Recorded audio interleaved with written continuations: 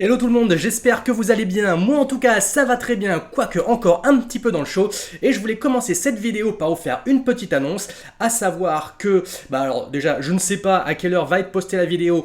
Donc soit vous pourrez voir le stream en live parce que je vais streamer ce midi à la pause déjeuner et non pas ce soir comme il était prévu parce que je pars en week-end, je suis complètement à l'arrache, je vais pas avoir le temps de streamer et de gérer mes préparations.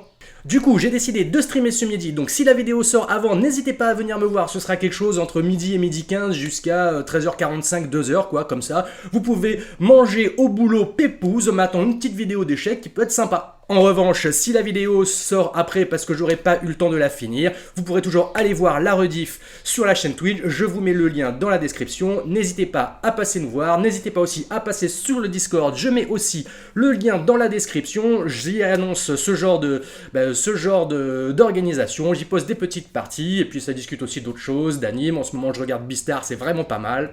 Et maintenant que tout est dit, on est parti pour les 3 minutes de Fred Cap.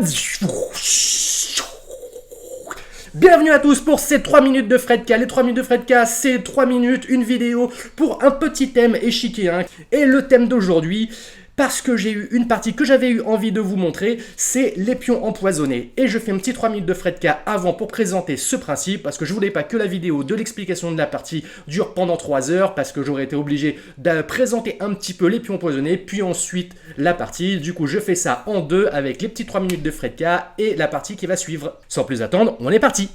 Tout le monde est toujours là? Nickel. On va pouvoir y aller. Alors, les pions empoisonnés, qu'est-ce que c'est? Eh ben, comme leur nom l'indique, les pions empoisonnés, ce sont des pions.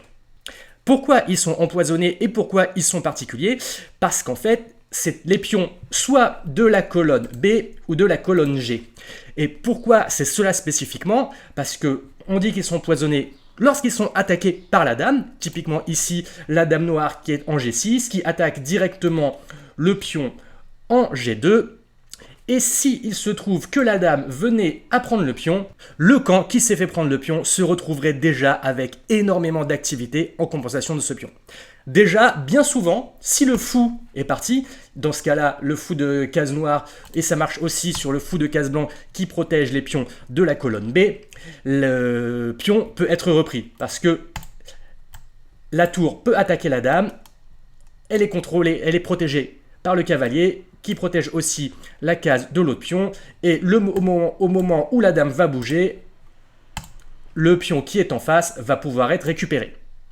Donc déjà, bien souvent, si le fou qui protège le pion n'est plus là, ce n'est pas un gain net de matériel. En plus, ici, on peut voir que les noirs ont déjà des problèmes parce que grâce à la tour qui est rentrée, F7 a des problèmes, le pion en E5 a aussi des problèmes, la dame qui est ici peut se refaire attaquer par la tour, le fou va pouvoir se développer assez tranquillement, le cavalier également. Bref, c'est au prix de ce pion, qui n'est même pas un pion d'ailleurs, vu que les blancs l'ont récupéré, on a quand même une certaine activité qui va vraiment être avantageuse pour le camp qui a perdu le pion empoisonné. Il faut faire attention à quelque chose cependant. J'ai changé de position et celle-ci peut être obtenue par un ordre de coup via l'ouverture scandinave. Il est très important quand c'est du côté de l'aile dame d'avoir une pièce qui protège ce cavalier. Côté roi, il n'y a pas de souci parce que quand le cavalier est en F3, il est protégé directement par la dame. Donc en cas de prise du pion empoisonné ici, le cavalier est quand même couvert. En revanche, côté aile dame, si la dame prend le pion ici et contente de la chasser avec la tour, on voit que si le fou n'est pas présent en D2, le cavalier n'est pas protégé et la dame pourrait sortir de tout problème en prenant le cavalier en plus sur échec, et là ce serait vraiment pas bon du tout. Donc pour pouvoir accepter de laisser prendre le pion empoisonné, il faut que le cavalier qui peut protéger la tour soit lui-même protégé pour que la dame ne puisse pas sortir en prenant le cavalier.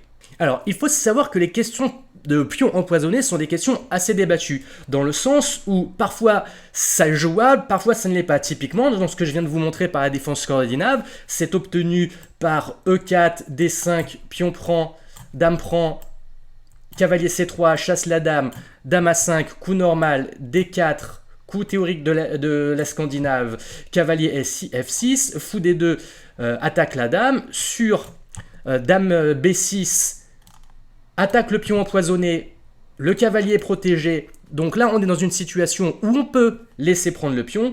Sur cavalier F3, dame prend B2, tour B1 chasse la dame, dame bouge, n'est absolument pas théorique et plutôt mauvais pour les noirs. Ça donne beaucoup trop d'activité aux blancs parce qu'après que la dame soit chassée, les blancs peuvent continuer à la chasser et ça fait partie des situations, on va dire que c'est un pion empoisonné absolument pas jouable pour le camp qui le prend parce que l'activité que le camp adverse récupère est vraiment trop forte. En revanche, par exemple, dans la Najdorf, il y a aussi une position du pion empoisonné qui est une position complètement théorique, qui est une position jouable pour les blancs et pour les noirs et qui est même vue parfois à haut niveau.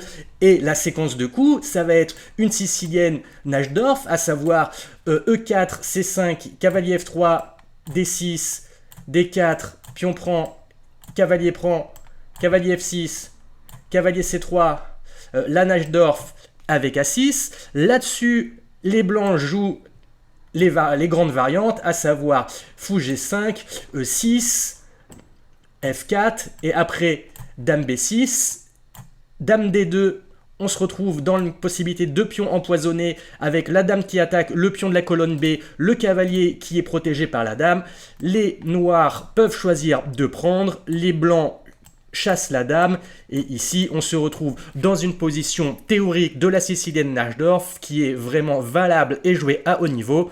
Donc on peut bien voir que selon les cas, le pion empoisonné peut être jouable, peut ne pas être jouable, et que vraiment c'est selon la position et selon les circonstances de la partie. Donc voilà, j'espère que cette petite introduction au pion empoisonné vous a plu. N'hésitez pas à me dire dans les commentaires si vous la jouez, si vous aimez le prendre, si vous aimez défendre contre le pion empoisonné qui a été pris.